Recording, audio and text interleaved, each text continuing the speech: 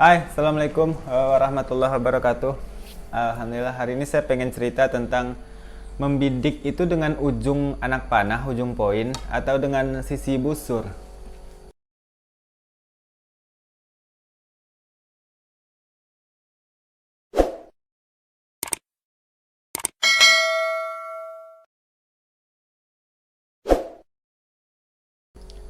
Oke, Alhamdulillah. Saya udah lama nggak bikin video sebenarnya ya, lagi nggak mood aja. Kemudian juga nggak ada kesempatan. Kemarin habis Ramadan, ini baru habis mudik, baru kemarin malam sampai sampai rumah lagi, sampai sini beres dulu sedikit. Dan sebelum memulai pekerjaan yang menumpuk, saya mau bikin video dulu lah sedikit. Pertama tentang membidik itu dengan ujung poin. Ketika kita draw itu kita membidik dengan ujung poin yang diarahkan ke target atau dengan sisi busur. Oke. Ada yang bertanya seperti itu ke saya kemarin. Kemudian dua-duanya tentu benar. Ada yang menggunakan dua-duanya, ada yang membidik dengan menggunakan ujung anak panah. Jadi ujung anak panah itu diletakkan di target. Ada yang membidik dengan sisi busur. Jadi melihat target di sini. Dia tidak peduli dengan ujung anak panah. Keduanya benar tentunya. Saya pribadi kalau ditanya, saya membidik dengan menggunakan sisi busur. Saya tidak membidik dengan menggunakan ujung anak panah. Jadi ketika saya draw sebuah busur, saya tidak peduli dengan ujung anak panah, saya hanya membidik dengan sisi busur saja.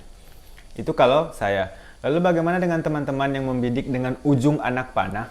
Oke, penggunaan ujung anak panah untuk membidik itu juga dipakai dalam teknik bare bow, teman-teman. Pada busur bare bow, orang-orang yang membidik dengan ujung anak panah itu cenderung akan menggunakan titik knocking point ini, posisinya akan berbeda-beda. Mereka akan menggunakan apa yang disebut dengan teknik walking string. Semakin dekat jarak, semakin ke bawah. Atau posisi anchor mereka yang berubah-ubah. Misal semakin jauh jarak, anchor mereka semakin ke bawah. Semakin dekat jarak, anchor semakin ke atas. Oke, sementara ujung poin tetap pada sasaran. Begitu juga dengan teknik thumb draw. Atau mereka pada teknik bare bow tadi juga menggunakan teknik walking string. Di mana tangan mereka sama, hanya saja posisi ini yang berbeda. Nah, kadang mereka narik di sini, semakin dekat. Kadang digeser lagi satu jari misal. Kadang digeser lagi, dan itu akan menghasilkan hasil yang berbeda-beda gitu. Pada teknik thumb draw tentunya juga sama. Ada orang-orang yang anchor mereka di mata. Untuk jarak dekat, semakin jauh jarak, anchor mereka akan berubah. Biasanya ini cenderung dipakai oleh orang-orang yang membidik dengan ujung anak panah.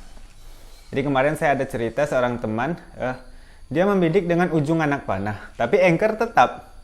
Ketika disuruh tembak jarak 5 meter, anak panah dia melompat ke atas target, padahal jarak cuma 5 meter kurang. Nah, kenapa? Karena anchor tidak dirubah.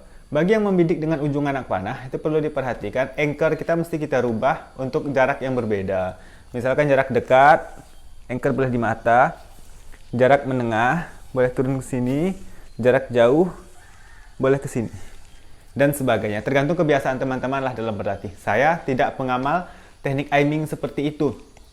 Saya membidik dengan sisi busur, di mana anchor saya pada posisi yang sama. Elevasi busur yang saya rubah-rubah gitu. Nah, jadi untuk yang membidik dengan ujung anak panah, itu anchornya biasanya akan dirubah. Jarak dekat mungkin bisa di sini, semakin jauh jarak semakin ke bawah. Jadi ujung anak ininya tetap, ininya yang berubah-ubah. Oke. Kalau saya ininya tetap, ininya yang berubah-ubah. Nah, ada yang ininya tetap, ininya yang berubah-ubah. Oke, bisa dipahami mungkin ya.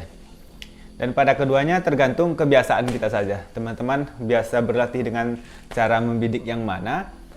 Dengan sekian banyak pilihan cara membidik, silahkan amalkan satu, pilih yang paling cocok dengan kita ya. Caranya ya istiqomah berlatih, dan yang terpenting itu sebenarnya gabung ke klub atau komunitas. Di situ ada guru-guru yang mungkin lebih bisa memilihkan kita teknik yang baik, lebih bisa mengarahkan kita kepada cara membidik yang cocok dengan kita, dan yang lebih gampang lah kita untuk belajar, trial errornya lebih sedikit lah ketika kita punya coach atau punya pelatih. Oke, itu tentang cara membidik dengan ujung anak panah atau dengan sisi busur. Pada keduanya tidak ada masalah. Saya pribadi membidik dengan sisi busur dengan posisi anchor yang sama. Jadi anchor saya istiqomah di sini. Nah, elevasi yang saya ubah-ubah, jadi kadang ini yang saya ubah-ubah. Kalau yang membidik dengan ujung busur, anchor yang berubah. Jika jaraknya dekat, oke. Jika jaraknya semakin jauh, oke. Bisa dipahami mungkin ya, semoga bisa. Saya lagi masih capek ini habis perjalanan. Semoga bermanfaat. Sekian dari saya. Assalamualaikum.